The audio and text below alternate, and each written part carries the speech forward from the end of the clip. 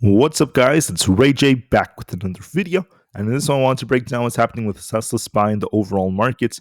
Just notes that I am not a financial planner, so take nothing I say as financial advice.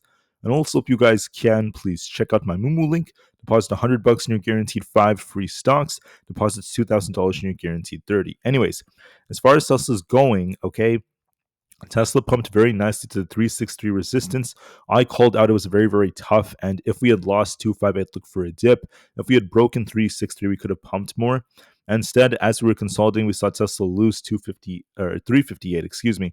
And now we are dipping closer to 350. So Tesla's looking a little bit weak right now amidst all this bad news. Let's talk about what the news is and why Tesla's underperforming a bit. So Stifel have come out and their analysts have downgraded Tesla to some extent. They're very bullish on the share price. They used to expect it to go to $492 a share, but now it's downgraded to basically a price target of about $474. That is what they're expecting for the revenue forecast for 2025. They're expecting a 5% growth, which is not that big. And they're saying this now because they believe that Elon Musk's political activity is hurting Tesla sales and factors like that. So that's what they're saying in their opinions. So they also mentioned that when you look at Tesla sales, there has been a bit of a decrease in their sales, right? There's been a decrease in their sales looking at the last couple of months, especially like over the period of January. It's not the best of news for them. So for January, we saw the European sales take the biggest hit. There was a bit of a hit by about 10 to 12% in the US, and then China had very similar numbers, a bit of a decline. But the European sales took a very, very big hit, especially in Germany, as we saw their sales down 59% in January, and other European countries down 40% or so. One of the reasons they're listing is because of the fact that Elon Musk's political behavior is causing lots of controversy and less people are trying to buy Teslas as a result.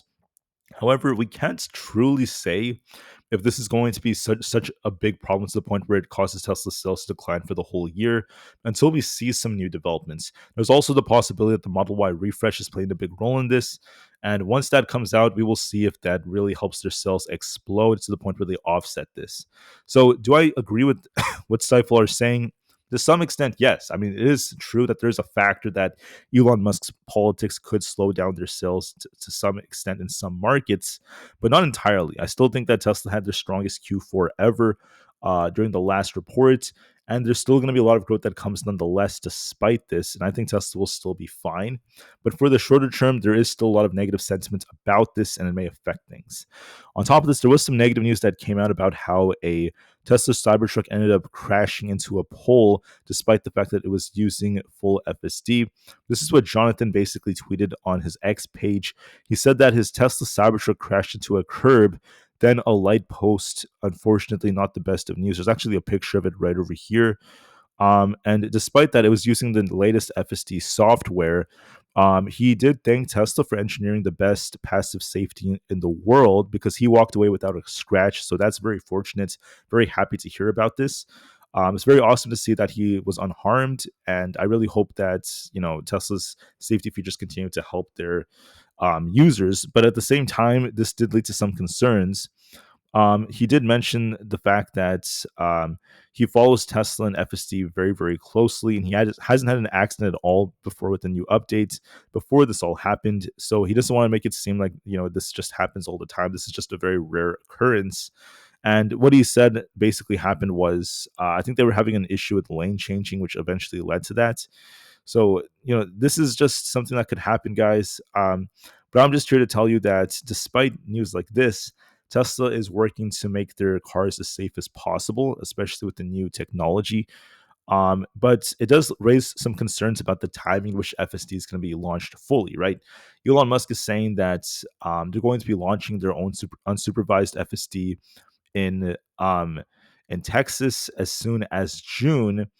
Is it going to happen that early? I hope so. I hope that they make it as safe as possible and they address the issues that could have been in play here. I hope that Tesla does an investigation on this. And then we'll see if the dates end up being correct or not. If they are delayed, it's not going to be the best. But nonetheless, eventually it's going to be launched. Eventually, they will achieve autonomy. It's just going to take a while to get there, and that's something that the share price is kind of waiting on. So for the short term, Tesla is looking a bit more bearish. It's underperforming compared to the markets. For the long term, I'm still a big bull, looking at the fact that Tesla has so much potential to help their revenue increase.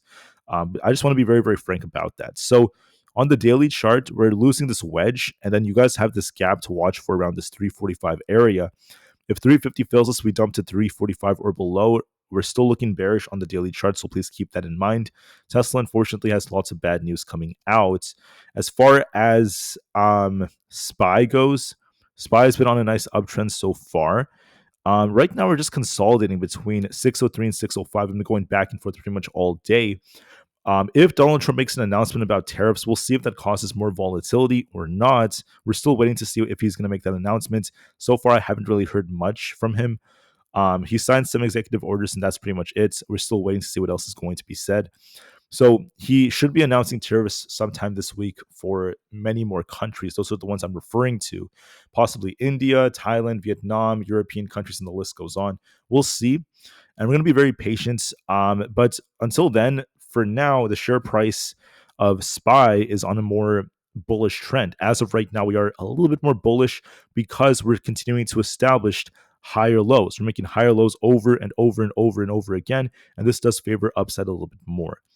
On the QQQ, same thing. We're making higher lows. We're technically more bullish. We're consolidating between 528 and 530. But if we break the 530s, we're looking for 533. We're still on an uptrend. We'll see how Trump's tariffs affect this. But as of right now, the charts are technically now a bit more bullish. The Russell's kind of flat right now. I am calling out the possibility of an inverse head and shoulders like structure. Right here, there's the left shoulder, a head, and then a right shoulder. But we have to break 230 for this thing to really start pushing. We have not been able to do that yet. We actually rejected the last time we tried to do this. So we'll see if we get that bounce or not. I want to see it get back above 227.28 to push even more. On ES, we're fighting this trend line right here, just under 6,100. If that breaks, we're looking for 6,125. If we end up losing 60.70, we're looking for a dip. So this could dip before it tries to rebound here. So I think it's looking pretty good, especially because of the fact that, I was calling out the fact that we have these flags forming on ES. So this could be favoring more upside if we get a nice move. So let me just kind of clarify what I mean by that. So notice we had this flag here. But I don't think you guys could see my pad. Hold on, give me 1 second. Okay, so here, see this arrow, right? We were forming a flag here, right? And then we broke out of the flag for the next leg up. This happened near the end of January. And then we've been on a bit of a downtrend. Sure, you could argue that, but we're forming another flag right now. So will Donald Trump's tariffs cause one more dip here? Is it possible to get one more little dip? It's always a possibility. But what's going to happen is even if Trump announces new tariffs, we're not just going to crash like this. We're not going to crash 200 points or anything like that. Nothing close to that, in my opinion. There might be a temporary dip, maybe here and there, but eventually, if we break this resistance, right? We have this resistance right here. If we break it, the more times we touch this, the more likely we are to break this. There could be another leg coming for this thing to break all-time highs again. Another leg higher could be coming if we continue to hold up, as long as we don't lose our support down here. And as long as we just see the trend continue with the quick dip after Trump announces tariffs, possibly, and then we just get a bounce. And if we get a good CPI, that could also fuel a rally. So for now, the chart favors upside a little bit more. Looking at ES, SPY, and the others, for now, the bulls have a bigger edge. We'll see if this changes depending on the tariff news, but for now, we are still doing a good job. Even NQ is trying to get closer to 22,000. If it surpasses that, it's going to look very, very good. This looks like an inverse head and shoulders accumulation as well. So the market is still a little bit more bullish. Bitcoin, a little bit more bullish. If we break 98,000-ish, very close to that range, we're looking for 99,400. We'll see if that ends up being the case. Nvda looks bullish as long as we're not going to lose 133. And we'll see if Trump announces tariffs on Taiwan. We'll see about that. I'm not too sure, but this looks bullish. It looks like it wants to fill this gap up here very soon. So at least technically speaking, as of right now, we're more bullish. Tesla's a little weak. We're approaching 350, unfortunately, not doing the best of jobs because of more negative news that's come out. For others, we have Aapl. Apple's rejecting at resistance right here.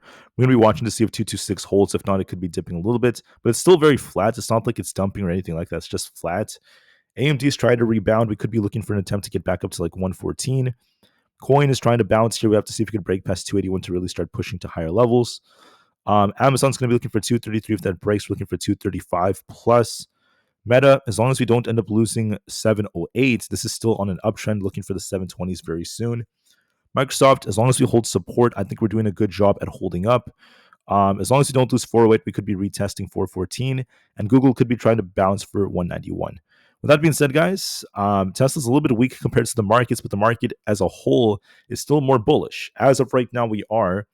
We could get a temporary dip if Trump announces new tariffs, so we'll see about that. We'll see just to be safe. But be very patient for now, guys, and this is what I'm saying, at least on the charts. So I can't predict every single move that's going to be made every single time. I could just tell you, at least right now, the market's doing a good job at holding up and we have more upside potential. And then we'll see what happens with Trump and etc. So keep that in mind, guys. Remember, Tesla's a little bit weak right now. We'll see if support holds at 350. I'll see you guys in the next one. Thank you for listening, and peace out.